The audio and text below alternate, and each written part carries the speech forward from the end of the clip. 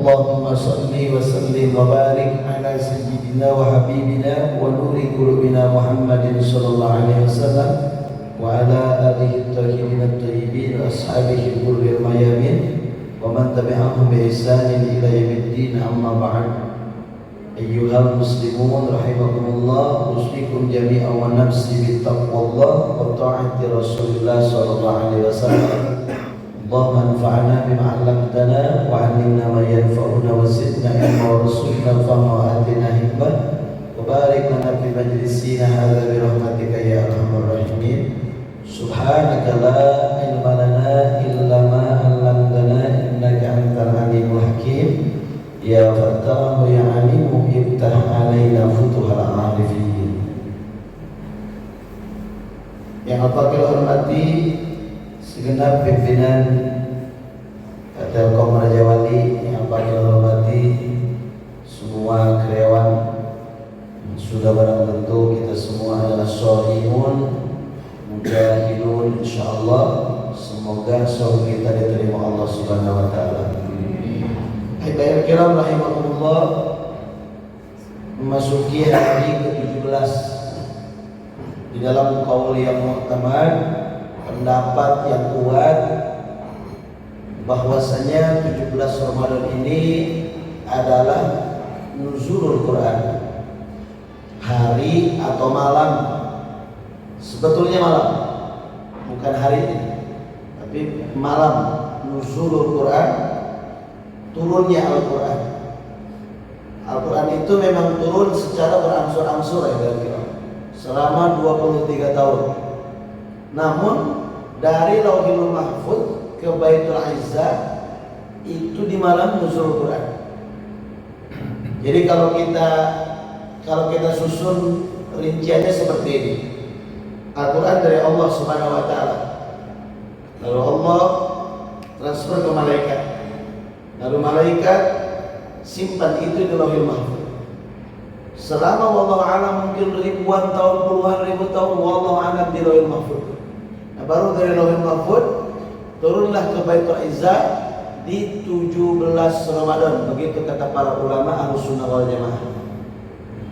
Nah, disitulah secara berangsur-angsur selanjutnya Al-Quran diturunkan berangsur-angsur sesuai asbabun nuzulnya, sebab-sebab turunnya ayat, sebab-sebab kejadian yang menjadi situasional dan kondisional kejadian pada saat itu.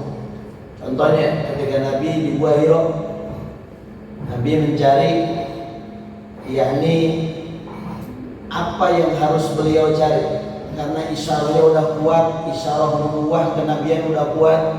Apalagi Nabi dari sejak kecil udah ikut milahnya Nabi Ibrahim alaihi salam, sehingga Nabi bertahdus di Gua Hira selama puluhan hari. Ada yang berkata sampai 40 hari, ada yang berkata sampai 60 hari, wallahu a'lamu. Yang paling harus ibu-ibu tahu nih, selama Nabi bertahdus yang tiap pagi, siang, sore, malam datang bolak-balik tuh untuk apa istilahnya mengirim makanan kepada Nabi adalah wanita mulia, wanita cantik, wanita istimewa namanya Siti Khadijah. Masya Allah. Gua Hira itu kalau untuk orang-orang yang pernah ke sana pasti tahu, itu ada di atas gunung, naiknya itu 1,5 jam. Jadi kalau kita bisa bayangkan kala itu, sekarang udah nyaman, ada tangga-tangga dan lain-lain. Kala itu Siti Khadijah itu menjadi seorang istri yang luar biasa. Untuk setiap waktu memberikan makanan kepada Nabi yang bertahan selama puluhan hari itu, itulah kesetiaan Siti Khadijah. Kenapa akhirnya di kemudian hari Nabi begitu bersedih ketika Siti Khadijah wafat. Nah, selanjutnya muncullah alat 1-5 Iqra. Iqra itu pilamar ya. Kalau Iqra sekarang sudah jadi nama metode pembelajaran. Metode pembelajaran baca tulis Al-Quran itu namanya Iqra. Nah itu kalau artinya Iqra itu adalah bacalah. Itu fi'il amar. Kalau ayat qra'u Iqra. Bacalah. Iqra bismi rabbikal ladzi khalaq. Nah, Iqra itu yang pertama turun 1 sampai 5. Dan seterusnya secara berangsur-angsur Al-Quran ini turun kepada Nabi Muhammad SAW. Yang turunnya di Mekah disebut Makkiyah, yang turunnya di Madinah disebut Madaniyah. Cuman 2 kota, di Jakarta, di Bandung enggak ya? Enggak ada, cuman di sana aja, Makkah, Madinah. Makkah itu selama 13 tahun Nabi tinggal di sana. Setelah diangkat menjadi Rasul, Madinah itu selama 10 tahunan. Jadi kalau ditotalkan dakwah Nabi itu cuma 23 tahun. Nah,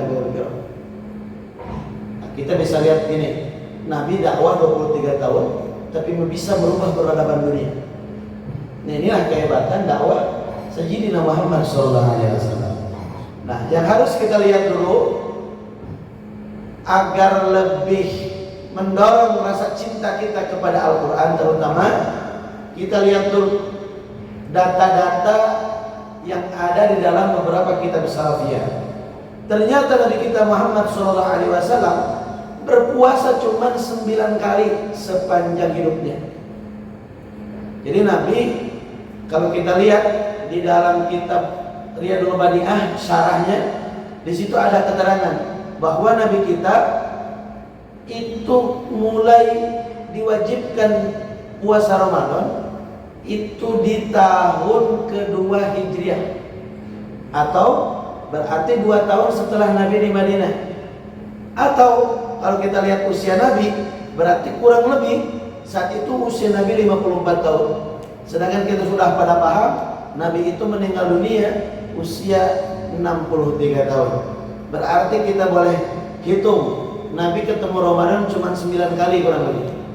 Kurang lebihnya ya. Itu dalam data kitab. Nah, 9 kali itu 8 kalinya nawaqis. Apa nawaqis? Penuh kekurangan. Kenapa bisa kurang? Karena banyak Ramadan yang ketemu dengan perang. Contoh, perang yang paling dahsyat adalah Ghazwatul Badri, perang Badar. 300 orang lawan 1000. Itu paling dahsyat. Bukan hanya 300 orang lawan 1000, peralatannya yang seadanya. Kita itu melawan peralatan kafir yang super lengkap. Pedangnya, baju besinya, kudanya, panahnya, tombaknya lengkap. Sedangkan kita muslimin peralatan seadanya. Tapi Allah berikan kemenangan. Perang Badar, Ramadan, itu Ramadan. Dan masih banyak perang-perang lain sampai ke Futuh Makkah. Futuh Makkah itu adalah penaklukan kota suci Makkah. Jadi setelah 10 tahun Nabi di Madinah, Nabi bawa tidak kurang dari 10.000 pasukan. Kembalilah ke tanah suci Makkah, dan Makkah berhasil ditaklukkan. Ratusan berhala berhasil dihancurkan. Dan kala itu tidak ada perlawanan berarti dari orang-orang kafir. Makkah kembali ke tangan kaum muslimin. Itu kebanyakan di bulan suci Ramadan. Kalau berbicara perang, itu meras waktu, energi, harta. Kita lihat dulu Muslim Palestina. Sekarang udah 170 hari. Jangan kira perangnya udah selesai. Masih. Kepentingan apa udah selesai. Jadi udah nggak ramai jadi berita, udah. Padahal sampai hari ini masih berperang. Maka sedikit kita luangkan waktu dulu nih, doa untuk Muslim Palestina. Semoga segera Allah beri kemenangan untuk mereka semua. Palestina ini Masya Allah, sekarang udah lebih dari 35.000 orang yang meninggal dunia, yang luka-lukanya udah lebih dari 100.000 orang. Begitupun yang terusirnya udah lebih dari 2 juta orang terusir. Karena kenapa? Tidak ada lagi rumah huni yang bisa ditinggali. Belum kekurangan sandang, pangan, papan. Masya Allah, itu sudah sangat-sangat kritis di sana. Nah, makanya saya baru tulis sedikit tentang Palestina ya. Kalau kita mau bantu Palestina, saya kira ada 3 cara. Yang pertama, berdoa. Setiap sholat jangan lupakan Palestina. Paling tidak lafaznya seperti ini: Allahumma ansur ikhwanana muslimin di Palestina. Atau dengan bahasa kita, ya Allah, tolonglah saudara kami di Palestina. Minimal segitu saja udah hebat. Satu tuh. Yang kedua, donasi. Ada banyak penyedia yakni yang bisa memfasilitasi sampai ke sana. Ya contohnya rumah sakit Indonesia yang ada di Gaza itu adalah hasil patungan orang Indonesia. Hasil patungan orang Indonesia. Rumah sakit yang ada di Gaza namanya Rumah Sakit Indonesia. Dikasih nama Mustashfa Al-Indonesia, Mustashfa Al-Indonesia. Rumah sakit kita. Nah, itu katanya sampai hari ini masih berdiri masih rumah sakitnya, cuman operasionalnya udah nggak bisa. Soalnya udah hancur semua. Udah nggak bisa lagi dipakai. Tapi masih tetap digunakan untuk penampungan muslim Palestina yang terluka. Nah, itu bisa. Kalau bingung jalurnya kemana, hubungi Al-Fakir. Nanti Al-Fakir sambungkan kepada orang-orang yang ada di sana. Atau tidak nama gampang, akses saja. Muhammad Hussein Gaza itu udah nyampe, so. Nah, beliau itu ada relasi yang langsung nyampe di sana. Nah, ada lagi cara yang ketiga adalah kalau kita membantu Palestina, jangan berhenti boykot. Ayeuna dari lebaran, Pak, dari lebaran. Membeli Fanta, jangan beli Coca-Cola, jangan beli Sprite. Itu kita udah maklum. MUI udah ngeluarin fatwa, beli produk-produk apapun yang terafiliasi mendukung Israel hukumnya haram. MUI udah ngeluarin fatwa. Kita udah nggak boleh ada rasa takut untuk menyuarakan ini. Nggak bakalan kena delik. Apalagi pemerintah kita itu paling mendukung kemerdekaan Palestina. Dan satu bukti pemerintah kita nggak mendukung Israel, di Indonesia nggak ada kedutaan Israel, nggak ada. Nah makanya boikot pada dek lebaran nggak mau Fanta, Sprite, Coca-Cola, termasuk Aqua. Nah kenapa kita nggak boleh beli? Kalau kita beli sama dengan kita nyumbang donasi ke sana. Nah begitu. Silakanlah, produk-produknya masih banyak ya, dikaji sendiri aja. Apa-apa produk yang merupakan produk mereka dikaji sendiri saja. Baik, itu berbicara perang 170 hari di Palestina. Dan kalau kita berbicara sejarah puasa, itulah yang sama persis terjadi perang di masa Nabi Muhammad SAW. Maka Nabi hanya 9 kali ketemu puasa, pun hanya 8 kali 8 kali nawakis. Nawakis itu yang kurang, tidak sempurna puasanya. Hanya 1 kali Nabi sempurna puasanya, yaitu sebelum Nabi meninggal dunia. Nah kalau kita lihat sejarah itu aja dulu, betapa bersyukurnya kita menjadi umat Islam. Sekelas Nabi saja ketemu Ramadan cuma 9 kali. Kita ini dari semenjak kecil udah ketemu Ramadan, sekarang udah puluhan tahun. Tinggal bagaimana Ramadan kita benar-benar menggapai kata mabrur dan kata makbul. Insyaallah. Hadirin kiram rahimakumullah. Baik, kita kembali kepada pembahasan nuzulul Quran. Qala ta'ala syahru ramadan alladzi unzila fihi al-Quran hudal linnas wa bayyinatin minal huda wal furqan. Ini sini dibahas syahrul Ramadan, bulan suci Ramadan, alladzi adalah syahrul Ramadan alladzi unzila, diturunkan di bulan tersebut, fihi di bulan tersebut Al-Quran.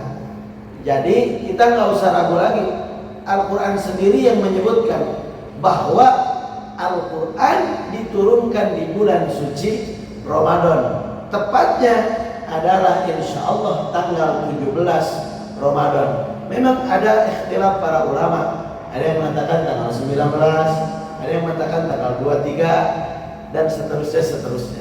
Tapi kalau yang mu'tamad, yang kuat mengatakan 17 Ramadan. Begini Pak Bu, kalau kita menganggap Al-Quran ini adalah sesuatu yang teramat istimewa, biasanya yang sesuatu yang teramat istimewa seperti misalkan istri kita Pak, atau suami ibu, begitu kita nyampe ke kata hari ulang tahunnya atau miladnya, sekurang-kurangnya kita kasih hadiah, atau kita ucapkan mabruk, alfa mabruk, atau selamat ulang tahun dan seterusnya, paling tidak. Nah, kita menganggap Al-Quran ini sangat istimewa, sangat istimewa.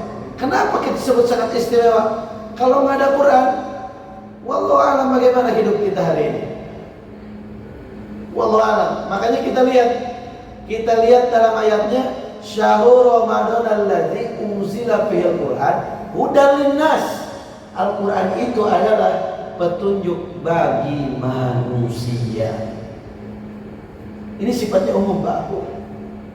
Kalau kita lihat ayat tentang perintah puasa, ya ayyuhalladzina amanu, yang disuruh cuma orang beriman. Tapi tentang Al-Quran, hudal linnas, bukan hudal lil mu'minin atau hudal lil muslimin, enggak.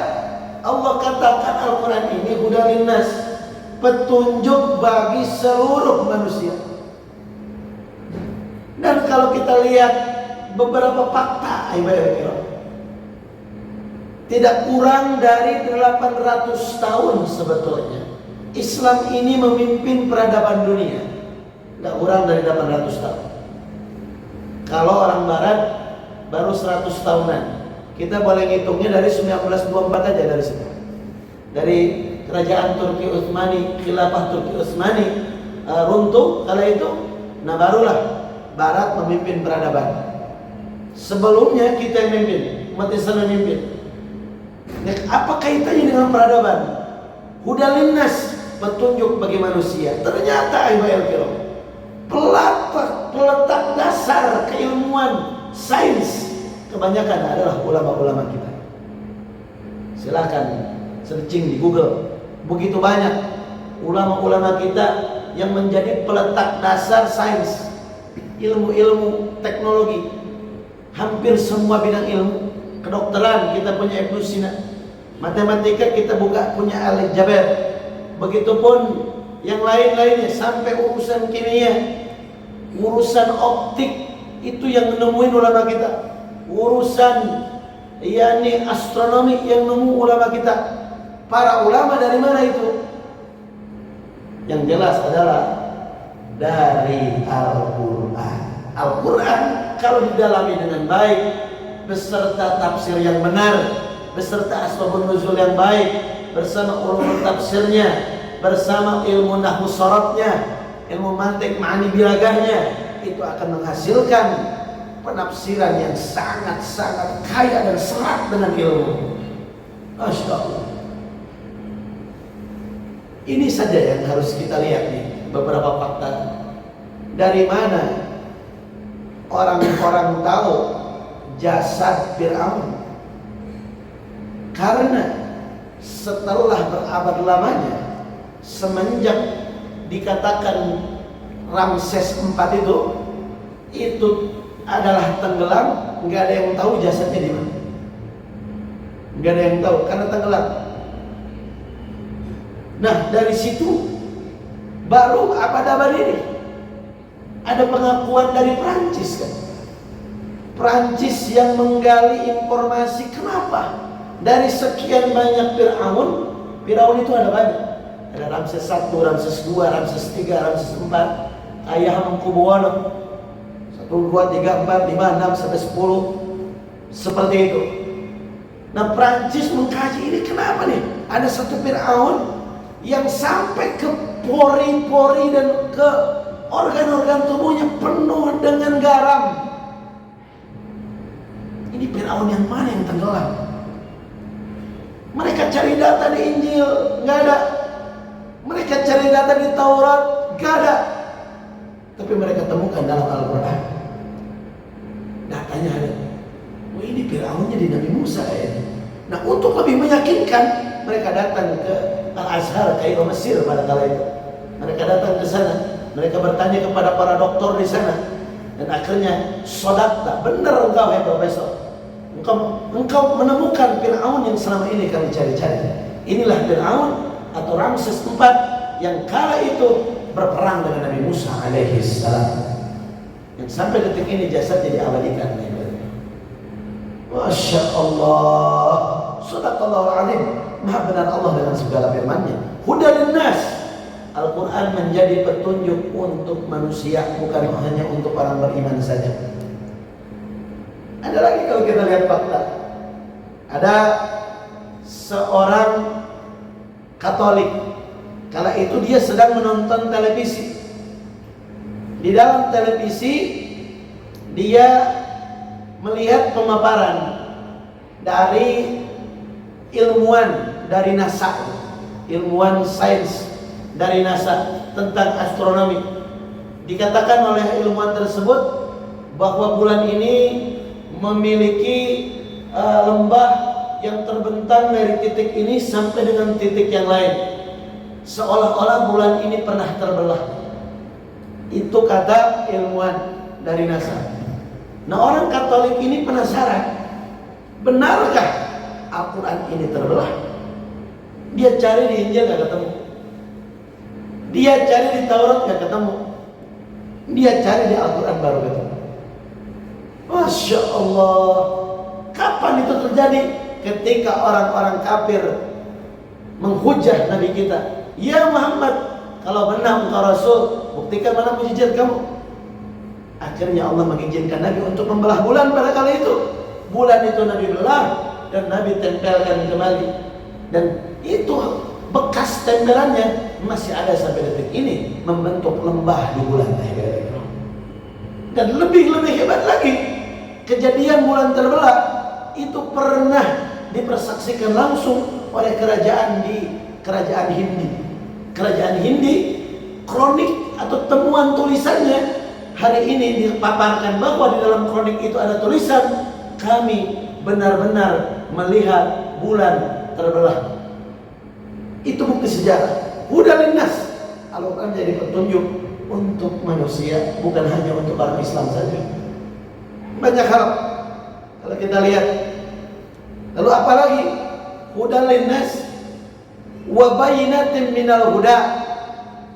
Al-Quran menjadi penjelasan dari petunjuk tersebut. Al-Quran menjadi penjelasan dari petunjuk tersebut. Nah, apa maksudnya ini? Menjelaskan dari petunjuk tersebut. Di dalam Al-Quran itu masih banyak ayat-ayat nasikh mansukh, dan masih banyak ayat-ayat yang sifatnya ijmali mesti tafsili. Apa itu? Dengerin aja dulu biar paham. Yang disebut ada nasikh mansukh adalah ada ayat yang direvisi, ada ayat yang merevisi. Contoh, Bapak jangan pakai ayat la taqrabus sholata wa antum sukara. Jangan dekati sholat kalau kamu lagi mabuk. Ayat itu udah direvisi. Dulu para sahabat, ya, para sahabat masih tetap mabuk, dan kalau mau sholat nggak mabuk, itu aja. Dan itu Sayyidina Umar sebetulnya yang greget, ya Rasul, apakah ini khamr nggak bakalan diharamkan mutlak? Ini udah efeknya, ini udah bahaya ini. Orang kalau udah mabuk, zina bisa jalan, mencuri bisa jalan, membunuh bisa jalan. Kenapa? Al-khamr umul khaba'ith. Khamr itu adalah induknya segala macam kejahatan. Sayyidina Umar yang greget pada kali itu ingin diharamkan. Muncullah ayat, turun ayat yang merevisi ayat yang tadi, yang semula khamr itu diharamkan kalau mau sholat saja. Kalau mau sholat jangan mabuk. Setelah sholat silakan mabuk lagi. Nah, barulah muncul ayat ini. Ayatnya adalah innamal khamru wal maisir sampai ke 8 rijsum min amali syaitan. Khamr adalah perbuatan najis, perbuatan yang mesti kita pejentanibuhu, jauhi. Kenapa? Min amali syaitan, amalnya, perbuatannya setan. Semenjak itu khamr haram. Maka kita kalau mau membaca terjemah Al-Quran, bertanyalah dulu kepada guru ngaji. Karena bisa jadi Al-Quran yang kita baca terjemahnya itu sudah direvisi. Itu banyak, bukan satu dua. Makanya bisa hati-hati kalau baca terjemah, ada yang kurang paham. Kayak begini nih, kayak begini. Misalkan kita baca ayat Al-Quran tentang wajib menghadapkan diri ke Masjidil Aqsa. Ada itu. Selama 16 bulan kurang lebih ya, Nabi kita itu diwajibkan untuk menghadap kiblat itu ke Masjidil Aqsa. Lalu setelah 16 bulan atau 17 bulan dalam beberapa keterangan, kala itu ketika Nabi sedang melaksanakan sholat zuhur, begitu di dalam tafsir Ibnu Katsir muncullah atau turunlah perintah untuk pindah dari Masjidil Aqsa, pindah kiblat menjadi Masjidil Haram. Maka kalau kita Allah takdirkan untuk ke Haramain, kita akan lihat ada satu masjid yang disebut Kiblatain, masjid dua kiblat. Karena di masjid itu terjadi sejarah ketika Nabi menghadap ke Masjidil Aqsa harus langsung putar balik ke Masjidil Haram. Begitu. Ini Al-Quran yang memberikan petunjuk. Semuanya Al-Quran. Al-Quran wabayyinatin minal huda wal furqan. Wal furqan, selanjutnya Al-Quran adalah menjadi pembeda yang membedakan bainal haq wal batil, mana yang benar mana yang salah, bainal jannah wan nar, mana jalan ke surga mana jalan ke neraka, bainal halal wal haram, mana yang halal mana yang haram. Itu semua Al-Quran yang memberikan kita petunjuk. Dulu sebelum perintah tentang jilbab itu turun, orang-orang muslimah di Arab tidak memakai jilbab. Kalau kita tahu yang disebut belly dance, itu tarian datang dari Arab, itu adat Arab datang dari sana. Begitu Nabi kita datang membawa Al-Quran, perempuan wajib pakai jilbab. Jilbab fungsinya menutupi auratnya perempuan. Untuk apa? Fungsi yang paling hebatnya adalah untuk lebih afsal lil farji atau lil basar, lebih bisa menahan yakni atau menjaga farjinya dan atau lil basar, lebih menundukkan mata kita sebagai orang-orang muslim. Insyaallah. Jilbab. Jadi jangan disebut jilbab itu adat, enggak. Jilbab itu bukan adat Arab, tapi jilbab itu adalah syariat, bukan adat. Kan orang-orang zindik hari ini ada yang berkata, nggak usah pakai jilbab, dan jilbab mah adat Arab, jadi gitu. Enggak, bukan begitu. Jilbab itu bukan adat Arab. Jilbab itu adalah syariat Islam. Bukan orang Arab yang pertama pakai. Yang pertama pakai adalah Islam. Karena di Arab sekalipun itu bisa ketahuan di zaman Nabi mana yang muslimah mana yang bukan.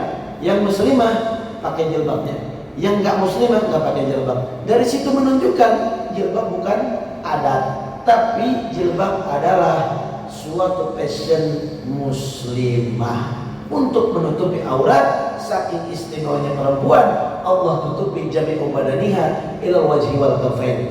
Allah tutupi semua wajah, semua badannya kecuali wajah dan kedua dampal atau ini telapak tangan kita. Saking istimewanya perempuan tuh, Allah buat mahal dengan ditutup semuanya. Nah, selanjutnya masih berbicara tentang keistimewaan Al-Quran. Kalau kita lihat ayat yang lain, Al-Quran ini disebut Dzalikal kitabu la raiba fihi. Al-Quran yang tidak ada keraguan di dalamnya. Untuk siapa? Hudal lil muttaqin, petunjuk untuk orang-orang yang bertakwa. Nah, ini mah beda. Kalau tadi petunjuk untuk manusia, kalau ini petunjuk untuk orang-orang yang bertakwa. Udah beda. Kenapa? Karena di dalam ayat-ayat ini akan dibahas ada segolongan orang yang Allah kunci mati hatinya. Khatamallahu ala qulubihim wa ala absarihim wa ala sam'ihim ghishawatun lahum 'adzabun 'adzim. Siapa mereka yang Allah kunci mati hatinya? Di antaranya Abu Lahab, Abu Jahal. Kunci mati. Makanya nggak jadi petunjuk buat mereka. Sekalipun Al-Quran Nabi yang membacakan, nggak jadi petunjuk, nggak jadi hidayah. Itu sekelas Nabi, Pak. Atau komodai Ustaz-Ustaz Kiwari. Wah, Ustaz-Ustaz hari ini, Masya Allah. Makanya Allah katakan, Inna alaina al-huda. Urusan hidayah, Pak, bukan urusan kita. Hidayah itu urusan Allah. Kita ngelihat teman belum puasa, ajak, Pak. Kita ngelihat teman belum sholat, ajak, Bu. Kita ngelihat teman belum benar berislamnya, ajak mereka masuk Islam dengan kafah, dengan baik, pelan-pelan. Walaupun kita belum benar, yang namanya amar ma'ruf nahi munkar itu mesti nunggu benar. Begitu. Silakan balighu anni walau ayah. Sampaikan dari Nabi walaupun satu ayat yang kita mampu, yang kita hafal. Ajak mereka ke jalan yang benar. Ingat satu pondasinya begini. Mandala ala khair falahu ajruha wa ajru man amila biha. Siapa mengajak kepada kebaikan, dia dapat pahala dari kebaikannya, dan dia dapat pahala dari orang yang mengamalkan kebaikan tersebut. Masya Allah, ada orang gak puasa, kita nasihati. Yalah, belajar puasa. Usia udah kepala 3 atau usia udah kepala 4, kita udah punya anak-anak kita puasa, masa kita gak puasa. Nah, belajar tentang hal itu sampai akhirnya dia mampu untuk puasa. Pahala untuk orang yang puasa tersebut itu nyampe kepada orang yang mengajaknya, insya Allah. Itu keterangannya jelas.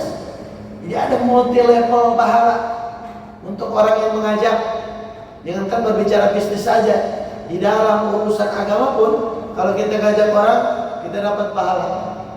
Maka terus ngajak, terus ngajak kantong siga calo, Pak. Calo mengajak mainan dari lo naik. Nah, kita mah ngajak orang, kita pun ikut ngerjain. Ngajak orang, kita pun ikut ngerjain, insya Allah. Nah, begitu.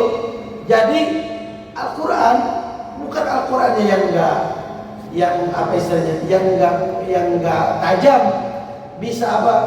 Bisa menusuk ke hati-hati orang, enggak. Tapi ini urusannya hidayah. Dan jangan nyalain ustaznya pula, Pak. Wajar ada ustaz ya teman-teman bisa. Enggak, bukan begitu. Ini urusannya hidayah. Hidayah itu udah bukan ranah kita. Kita lihat ya, Nabi Adam alaihissalam punya anak namanya Qabil. Qabil itu pembunuh pertama dalam sejarah. Apakah bisa Nabi Adam kasih hidayah buat Qabil? Gak bisa. Sekelas Nabi. Lalu Nabi Nuh alaihissalam punya istri dan anak. Kala itu diajak untuk bertauhid. Bahkan ketika mau ada banjir bandang, Nabi Nuh bikin perahu yang besar di atas bukit. Diajak naik tuh anak sama istrinya, nggak mau pada naik, malah ngomong begini. Oh, si bapak tege bawa cerita. Burang-burang kio, banjir wanau, kau bikin perahu? Nggak mau.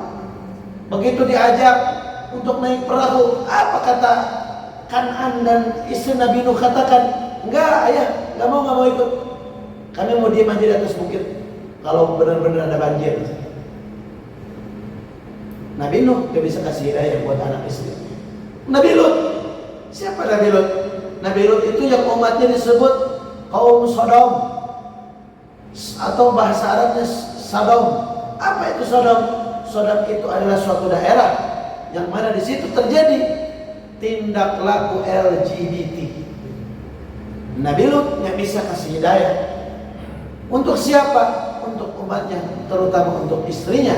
Kenapa? Karena istrinya pun adalah yang masuk ke dalam lingkaran LGBT tersebut. Nabi Ibrahim punya ayah. Ayahnya tukang mahat batu. Batunya dibikin untuk berhala. Nggak bisa kasih hidayah buat ayah. Nabi Musa alaihissalam punya ayah angkat. Siapa?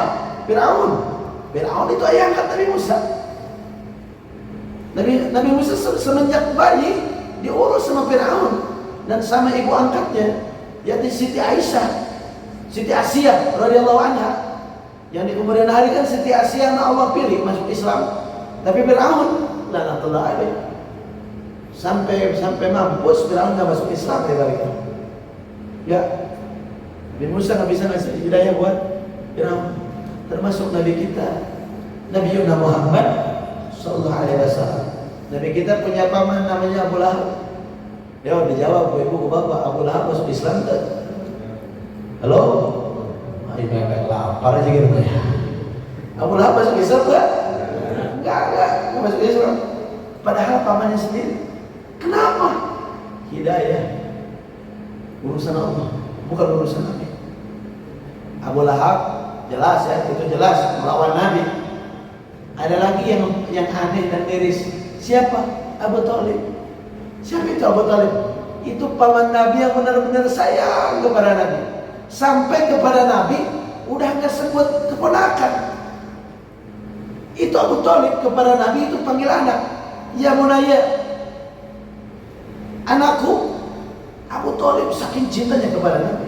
Bahkan di dalam beberapa sirah nabawiyah kalau kita baca, sebelum anaknya sendiri, Abu Thalib akan mengistimewakan Nabi Muhammad SAW. Masya Allah. Apa yang terjadi? Di kemudian hari ketika Nabi sudah dapat wahyu, Nabi ajak Abu Thalib, ya Abi, hei ayahku, bersediakah engkau ikut kepada agamaku, agama Islam, untuk menauhidkan Tuhan yang sama, yakni Allah Subhanahu wa taala? Apa kata Abu Thalib? Tidak bisa ya Muhammad. Nggak bisa ya Muhammad. Saya kebakaran ikut agamamu. Karena apa jadinya nanti saya di mata kaum Quraisy? Karena kami dari dulu adalah penyembah Lata dan Uzza. Kami dari dulu adalah penyembah leluhur-leluhur kami. Nggak bisa kami meninggalkan dari sesembahan-sesembahan di masa lalu. Ya Muhammad, ya Bunaya, silahkan engkau sampaikan agamamu. Aku menjadi jaminan kemanapun kamu berdakwah, menyampaikan agamamu, aku akan melindungimu sampai nanti.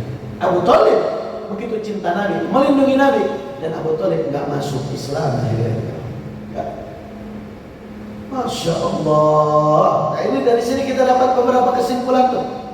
Di pertama, Al-Quran ini benar-benar mutlak diturunkannya Ramadan. Itu nggak ada lagi perbedaan pendapat. Maka Ramadan disebut Syahrul Quran, bulannya Al-Quran. Dan Ramadan, spirit atau semangat atau giroh untuk membaca ayat suci Al-Quran lebih hebat lagi. Ya Pak, Bu, tadarusnya dilanjut terus, jangan berhenti, lanjutkan terus tadarusnya. Kalau di luar Ramadan kita dapat 10 kebaikan, di dalam Ramadan kita bisa dapat 30 kebaikan dalam satu bulan. Bahkan wallahu yudhi'u liman yasha, kita bisa dapat dalam lipatan-lipatan yang tidak terhingga pahalanya, kata Nabi kita. Alif Lam Mim di luar Ramadan cuma 30 kebaikan. Alif 10, Lam 10, Mim 10 kebaikan. Di dalam Ramadan dikalikan 3 lagi, berarti 90 kebaikan. Di dalam Ramadan, apalagi kalau orang one day one juz, satu orang satu juz satu hari, insya Allah itu lebih istimewa lagi. Kenapa? Iqra'ul Quran, baca oleh kalian Al-Quran. Fa innahu ya'ti yaumal qiyamah syafi'an li ashabihi. Al-Quran bakal datang nanti di hari kiamat kasih syafaat untuk orang-orang yang menjadi sahabatnya. Pak Bu, kalau kita ke pengadilan jawab cinta butuh pengacara. Itu mana suaranya ini? Kalau kita ke pengadilan butuh pengacara? Butuh.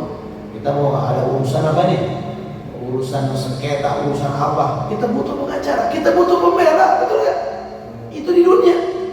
Nanti di akhirat kata Nabi kita, Iqra'ul Quran, fa innahu ya'ti yaumal qiyamah syafi'an li ashabihi. Baca oleh Al-Quran, nanti yang akan menjadi pembela kamu di hari kiamat bukan pengacara. Siapa itu? Al-Quran. Dia akan datang membela kita.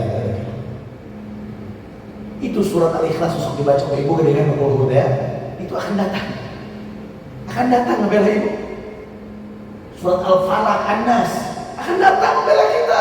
Dan setiap hafalan kita akan datang menemani kita, menjadi pembela kita di hadapan Allah Subhanahu wa Ta'ala.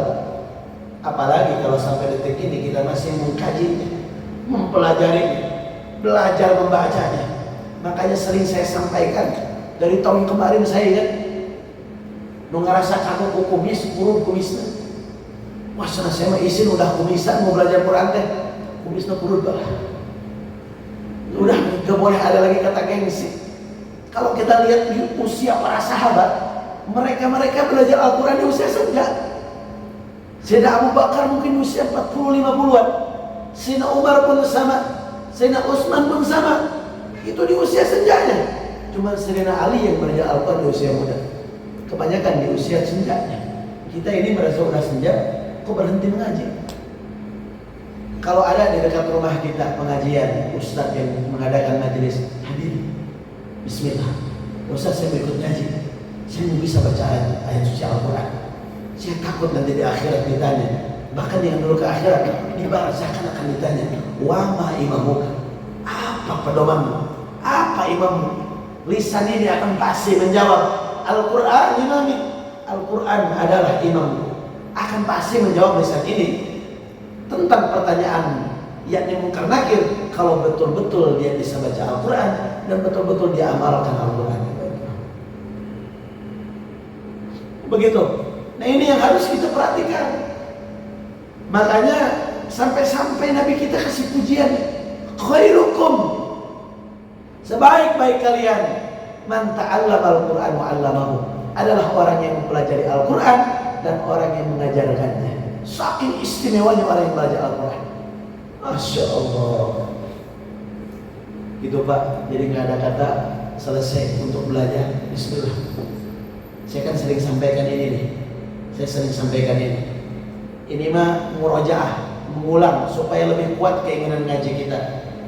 Kalau ada orang latihan mobil, ada tulisan latihan di mobil, lalu si mobilnya misalkan nabrak pagar orang atau trotoar, kira-kira dimaklum nggak kesalahannya? Dimaklum apa dimaklum? Dimaklum, dia sedang latihan.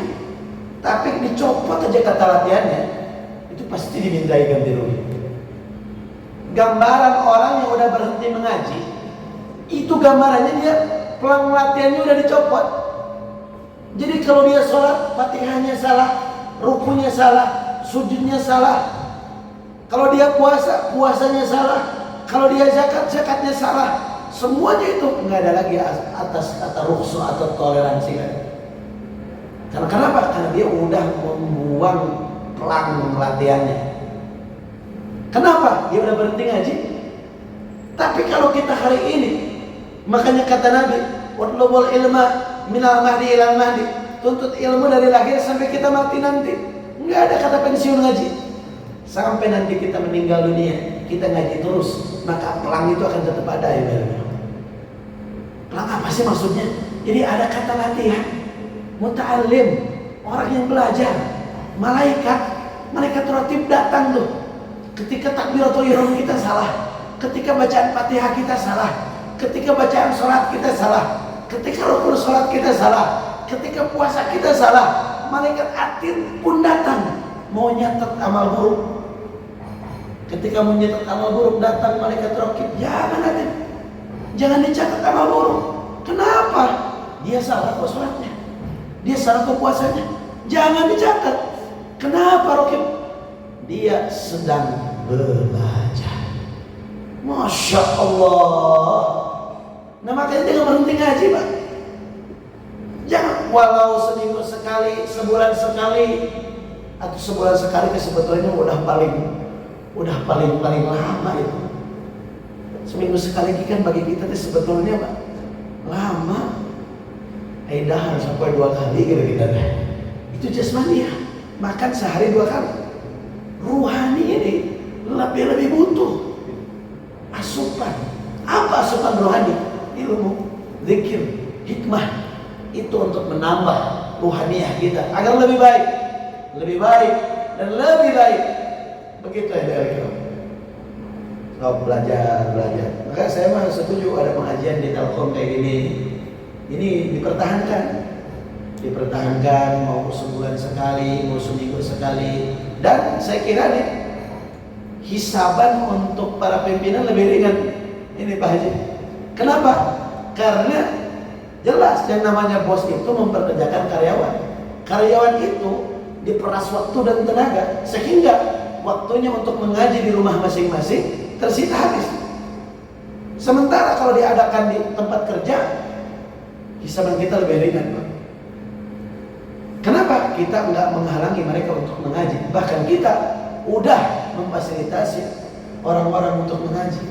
Man sanna sunatan hasanatan falahu ajruha wa ajru man amila biha. Siapa orang yang merintis suatu kebaikan, maka bagi dia pahala dan pahala dari orang-orang yang melanjutkan rintisannya. Masya Allah. Begitu, selama masih bisa diatur waktunya dengan jam kerja, kenapa enggak? Walau saatan, walaupun 1 jam saja atau setengah jam saja. Yang paling penting kan mudawamah. Mudawamah itu continue atau istiqomah. Adwa muhawain qalla, amal yang Allah cintai itu adalah yang continue walaupun enggak banyak. Apalagi banyak. Ibadillah rahimakumullah. Ada waktu beberapa menit lagi. Nah, selanjutnya tentang keistimewaan Al-Quran juga nih. Ada jaminan dari Allah. Qala ta'ala inna nahnu nazzalna dzikra wa inna lahu lahafizun. Kami yang menurunkan Al-Quran dan kami yang menjaganya. Injil, Taurat, Zabur sampai hari ini masih ada ceritanya. Injil dipakai orang-orang Nasrani, Zabur sama Taurat dipakai orang-orang Yahudi. Sampai hari ini masih ada. Tapi kalau kita boleh tanya, itu apakah masih terjamin keautentikannya? Udah enggak. Kenapa? Enggak ada jaminan khusus untuk kitab-kitab itu enggak. Yang Allah jamin khusus itu cuma Al-Quran. Inna nahnu nazzalna dzikra wa inna lahu lahafizun. Kami yang menurunkan Al-Quran dan kami yang akan menjaganya. Pernah gak baca sejarah dulu di zaman kolonialisme dan imperialisme? Apa yang terjadi Pak hari itu? Di tahun-tahun itu negara-negara Islam mulai dijajah kan? Begitu hancur kekhalifahan Islamiyah. Akhirnya Islam terkotak-kotak, mulailah penjajahan negara-negara Islam itu mulai digaungkan oleh di Eropa Barat pada kali itu. Nama eta sebenarnya mah biang talina lebih kaya nih. So kau lihat Inggris, Portugis, Belanda, Prancis, sebetulnya Amerika itu jajahan Inggris kan? Suku asli Amerika apa? Ada yang tahu? Indian. Atau Pak sih sering baca apa? Indian. Amerika itu jajahan juga. Jadi nggak salah kalau ada orang bilang Amerika itu bukan atasan Israel, bukan. Justru Amerika itu bawahan Israel. Karena kenapa? Israel itu milik Inggris. Kalau kita lihat sejarahnya seperti itu, dan itu sengaja dipelihara sampai hari ini. Nah, kalau kita lihat tuh di masa-masa kolonial kala itu, mereka kumpulkan mushaf Al-Quran dari beragam dunia yang sudah mereka jajah. Mereka kumpulkan, sudah dikumpulkan mereka bakar, mereka taburkan debunya di lautan. Sejarah mencatat tuh pada kala itu lautan sampai menjadi hitam. Gara-gara apa? Gara-gara Abu Al-Quran. Apa yang mereka maksud dari pemusnahan Al-Quran? Mereka ingin memusnahkan Islam. Kenapa Al-Quran yang dibakar? Karena mereka tahu jantungnya Islam itu adalah Al-Quran. Cik jawab Bapak Ibu kesadayana, apakah Al-Quran sampai hari ini hilang? Masih ada. Itu udah dibakar tuh semuanya tuh. Udah dibakar. Udah Allah yang jamin kan? Inna nazzalna dzikra wa inna lahu lahafizun. Kami yang menurunkan Al-Quran dan kami yang akan menjaganya. Al-Quran bukan hanya di mushaf, tapi Al-Quran ada di dada-dada orang beriman, di hafalan orang-orang beriman. Sampai hari ini kalau kita lihat sensus, tidak kurang dari 1 juta orang yang hafal Al-Quran. Dan Indonesia di antara negara pencetak para hufaz, para hafiz Quran di dunia ini. Insya Allah. Maka kalau kita punya anak, niatin Pak. Kita punya anak 5 atau 4 atau 3 atau 2, niatin tuh. Kita pondokin ke pondok-pondok tahfidz atau sekurang-kurangnya cari majelis-majelis tahfidz Quran untuk mereka ikut menghafal Al-Quran. Ini penting karena di akhir zaman mungkin bisa terjadi lagi mushaf ini dibakar semua. Kalau mushaf udah dibakar, mau dari mana kita bisa baca Al-Quran? Nah, ini kejadian nyata beberapa tahun yang lalu kan pernah terjadi. Kemenang kita salah cetak Al-Quran, salah cetak. Setelah salah cetak udah nyampe tuh di pasaran, yang menemu itu para hufaz. Dia baca itu jangankan seayat, jangankan sehuruf, itu cuma salah sakal, salah baris. Baris itu yang fathah, kasroh, domah, kayak gitu. Ketemu tuh dia gitu di hafalan dia. Kalau udah penghafal Al-Quran itu seperti Ustaz Ari Hidayat dulu, itu bisa menghafal tata letaknya juga, sebelah kanan atas, sebelah kiri bawah, itu sampai 88-nya itu bisa nampak. Itu kayak apa ya, menjelma ayeuna mah geuningan anu make kacamata teh geuningan naon teh video game kada itu geuningan. Nah, itu kelihatan untuk orang para penghafal Quran. Lihat aja Ustaz Hidayat, itu kayak Al-Quran berjalan aja udah. Kayak begitu. Nah, kenapa saya bahas begini? Kalau bukan kita, siapa lagi menjaga Al-Quran? Kalau bukan kita, siapa lagi mencintai Al-Quran? Kalau bukan kita, siapa lagi menjadikan Al-Quran sebagai pedoman? Karena di luar sana banyak orang-orang kafir yang ingin memusnahkan Al-Quran. Bahkan di bulan Ramadan ini ada orang yang sengaja ingin viral Al-Quran, dia injak, dimasukkan ke dalam toilet, dia kencingi Al-Quran, diviralkan. Udah ngajar itu, naudzubillah. Udah banyak orang-orang yang menisahkan Al-Quran. Kalau bukan kita yang jaga, siapa lagi? Makanya saya terharu dan saya jadi bagian pada kali itu ketika terjadi penistaan ayat suci Al-Quran itu di tahun 2016. Al-Maidah ayat 51 semua turun, jutaan orang turun. Saya ikut hadir juga pada kali itu. Masya Allah, Al-Quran mempersatukan kita pada kali itu. Masya Allah, nggak lagi kelihatan furu'iyah ibadah. Kala itu kita datang dari subuh, imamnya pakai kunut, yang nggak pakai kunut ikut kunut dulu pada kali itu. Dan siang hari, pagi harinya ada istighosah, ada pembacaan maulid. Yang nggak maulid ikut maulid dulu pada kali itu. Bersatu semuanya dalam ikatan membela Al-Quran. Kala itu Masya Allah indah sekali. Barangkali di antara kita ada juga nih di antara yang pernah hadir. Nah, saya ingin beritahu kepada semua, Al-Quran ini semakin masuk dalam kehidupan kita, sebetulnya semakin terbuka kunci-kunci pembendaharaan keduniaan. Kenapa demikian? Karena Al-Quran adalah miftahus su'al. Apa miftah? Kunci. Soal itu apa? Pertanyaan-pertanyaan. Pertanyaan apa yang bisa dijawab dengan Al-Quran? Semua ada. Maaf, bukan Al-Fakir semua, bukan.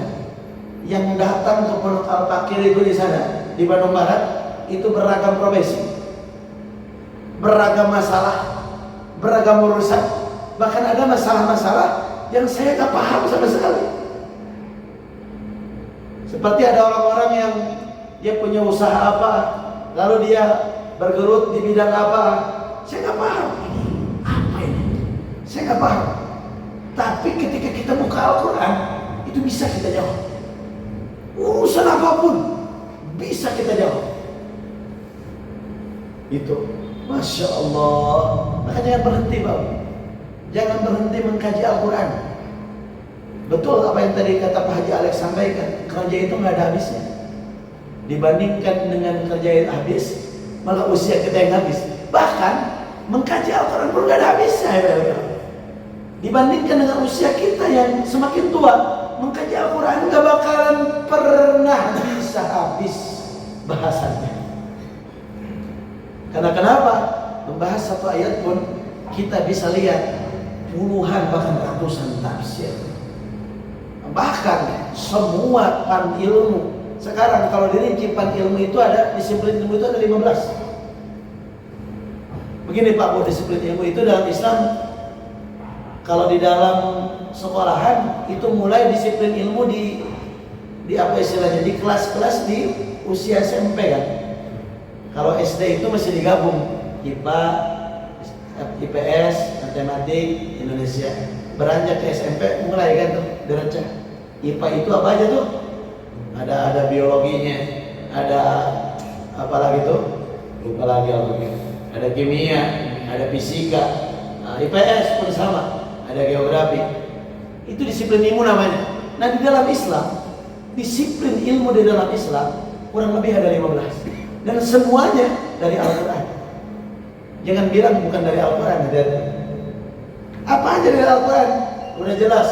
Ulumut tafsir dari Al-Quran. Udah jelas lagi. Asbabun nuzul dari Al-Quran.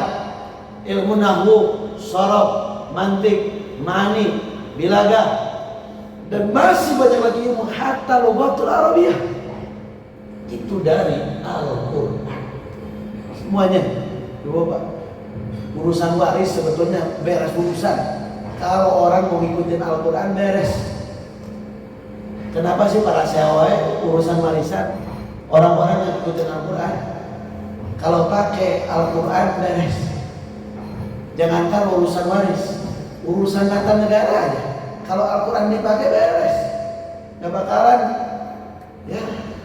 Kebanyakan sekarang oknum-oknum pejabat, para saya sikut kanan, sikut kiri, dan sampai detik ini kan kita lihat masih ramai kan. Nah begitu, itulah keistimewaan Al-Quran. Nah terakhir, Bapak ingin mengajak kepada semua untuk terus semangat mengkaji Al-Quran. Nah jadi iya Pak, urusan kebaikan Pak, kalau udah ada di hati, itu jangan dinanti-nanti. Saya tahu pinteran Pak. Kadang-kadang dia enggak ada gajian enggak. Ujung-ujungnya enggak gitu. Kalau ada kesempatan langsung aja. Nah terus boleh nggak kita ngaji di YouTube, ngaji di TikTok? Boleh, tapi tetap kita harus punya guru di rumah. Karena kenapa?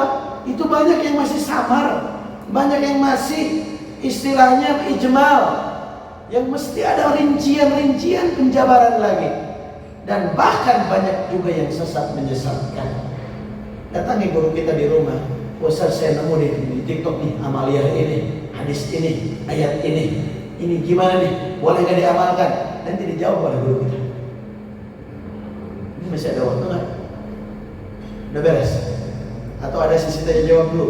Boleh kalau mau nanya, sisi tanya jawab aja silakan. Ada? Silakan yang mau bertanya, jangan malu. Seputar puasa boleh, di luar puasa juga boleh, seputar Al-Quran mana? Silakan. Mungkin Pak Ustaz dari ini biasanya saya mau bikin buku lah ya. Iya. Tadi kan sekali satu sumber dari Al-Quran. Mungkin bagi khusus yang belum punya jodoh, barangkali dari Quran berapa silakan tulis di ini kan Pak Ustaz. Cari jodoh lah, supaya cepat dapat dari jodohnya cepat yang berusaha. Ya, alhamdulillah. Fankihu ma taba lakum minan nisa. Nikahilah oleh kalian perempuan yang kalian sukai atau cintai. Ini kalau saya lanjutkan ayatnya pasti kaget pada ibu. Masna, wa thulatha, wa rubah. Boleh 2, boleh 3, boleh 4.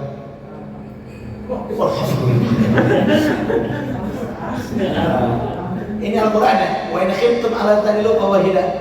Kalau kalian nggak sanggup 2, nggak sanggup 3, nggak sanggup 4, silahkan 1. Nggak sanggup adil maksudnya. Nah begitu. Nah kalau kita lihat asbabun nuzulnya, ayat ini sebetulnya ayat tentang pengurangan bukan penambahan. Karena istri-istri orang di zaman jahiliyah itu ada yang 10, ada yang 15, bahkan ada yang sampai 20 istri-istri di zaman jahiliyah. Maka fankihu man tawbalakum minan nisa masna wa thulatha wa rubah. Jangan 10, paling banyak 4. Nah para sahabat dulu tuh yang istrinya 10, yang 6 di cancel, yang 4 dipertahankan. Begitu. Yang jomblo gimana? Dia dapat limpahan. kelimpahan tuh dari situ. Nah, tentang apa menikah. Nabi kita yang berkasih jaminan nih untuk orang-orang yang menikah. Fankihu, menikahlah kalian semua. Kenapa harus menikah? Kata Nabi kita Muhammad SAW, fa'inan nikah, maka sesungguhnya dengan nikah itu faqad istakmala nisfal iman, sempurnalah separuh keimanan. Jadi kalau diibaratkan, kita ibaratkan biar paham. Kalau ibaratkan koran 1000 liter, dengan menikah 500 liter udah penuh. Nabi yang kasih jaminan. Berarti orang yang menikah itu udah menyempurnakan setengah keimanannya. Lalu bagaimana kata Nabi? Tsumma taqilah binisbil baqi. Nah, untuk menyempurnakan setengahnya lagi, silahkan bertakwa kepada Allah Subhanahu wa taala. Jadi udah beda nih. Saya sudah menikah. Yang udah menikah udah beda tuh yang dengan para jomblo, yang para duda, yang jahe beda. Kita udah punya setengah. Tinggal setengahnya lagi dengan ketakwaan. Beda. Apalagi urusan sholat. Rok'atani minal mutajawwiji khairun min sab'ina rok'atan minal adab. 2 rakaat untuk orang yang udah nikah lebih baik daripada 70 rakaatnya orang yang belum nikah. Masya Allah. Berarti kalau kita nih yang sudah menikah, sholat duhur 1 kali sama dengan 70 kali sholat duhurnya orang yang masih single, saudara. Yuk kawin. Yang masih jomblo, yang gadis, yang masih bujang, yang para jahe, para duren, insya Allah iyakunu fuqara yughnihimullahu min fadlihi, jaminan dari Allah. Jika kamu fakir, Allah akan akan kaya. Di mana lebih miskin wae di bagaimana? Kayak itu bukan urusan harta wae, bahasa kaya lebih panjang lagi nih. Lebih banyak. Yang paling penting nih, kaya itu adalah ghina nafsi. Ketika kita merasakan yakni hati yang begitu kaya, bagaimana enggak kita disebut kaya? Kita punya istri, orang lain enggak? Bagaimana enggak kita enggak disebut kaya? Kita punya bahagia, orang lain enggak? Bagaimana enggak kita bisa disebut bahagia? Kita punya anak, orang lain enggak? Dari situ aja dulu nih ngelihatnya. Ulah cenah orang lain punya mobil, saya enggak. Jangan kesal ya. Urusan dunia itu jangan melulu lihat ke atas. Untur ilaman asfala minkum. Lihatnya ke bawah. Bapak Ibu lihat ke atas wae cangkel beheung. Lihatnya ke bawah. Lihat ke bawah. Kita punya mobil, jangan ngelihat yang punya kapal. Lihatlah yang punya sepeda motor, pasti bersyukur.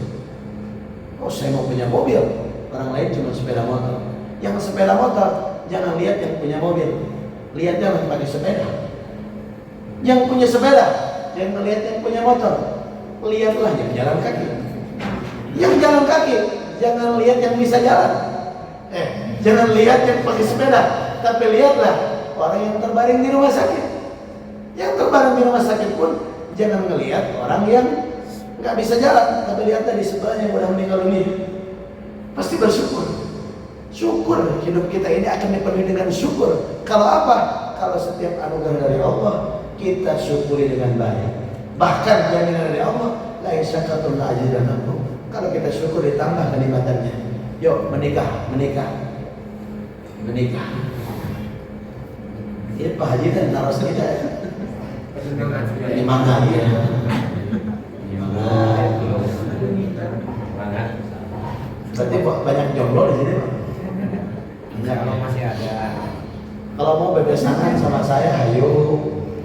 Jamaah saya banyak juga yang duren, yang bujang juga ada. Bisa bebesangan gitu. Yang jahe juga ada. Silakan. Tinggal mainnya kan itu tokoh. Mau lampu tujuh ya. Biasanya insya Allah. Bagus. Ini masih boleh bertanya atau udah? Udah cukup ya. Alhamdulillahirrahmanirrahim. Itu saja yang barangkali bisa disampaikan. Kurang lebihnya Al-Fatihah mohon maaf. Ini barangkali pertemuan terakhir ya. Mohon maaf lahir batin. Selamat melaksanakan ibadah puasa dan semoga ibadah puasa kita diterima Allah Subhanahu wa taala. Dan kalau mau mengulang kayak tahun kemarin, misalkan mau buka lagi di sana di pondok, ayo. Kira waktunya silakan nanti dijadwalkan saja. Kalau Al-Fakir punya jadwal 23 Ramadan. 23 Ramadan ada buka bersama di sana. Sama santri, sama jamaah, sama fuqara, masakin, sama para habaib, para ulama. Itu 23 Ramadan. Mulai asar sampai maghrib. Kalau mau bareng hari itu enggak juga silakan nanti diagendakan. Yang paling penting silaturahminya itu. Itu saja bisa disampaikan. Sekali lagi mohon maaf lahir batin. Apa kita sampaikan? Allahumma ja'alna minal a'idin wal faizin. Semoga kita dijadikan golongan yang menggapai kebahagiaan, kemenangan dan makbul puasa kita diterima Allah Subhanahu wa taala. Ada pembahasan zakat, fidyah dan lain-lain. Itu semestinya dibahas di pertemuan yang khusus. Karena ini pembahasan nuzulul Quran untuk lebih meningkatkan cinta kita kepada Al-Quran. Bismillah, dimanapun dilanggar-langgar majelis, musola, masjid, yuk bismillah, tuntut ilmu, jangan berhenti. Itu saja. Hadani Allah iyyakum ila siratal mustaqim. Subhanakallahumma wa bihamdika asyhadu an la ilaha illa anta astaghfiruka wa atubu ilaik. Assalamualaikum warahmatullahi wabarakatuh.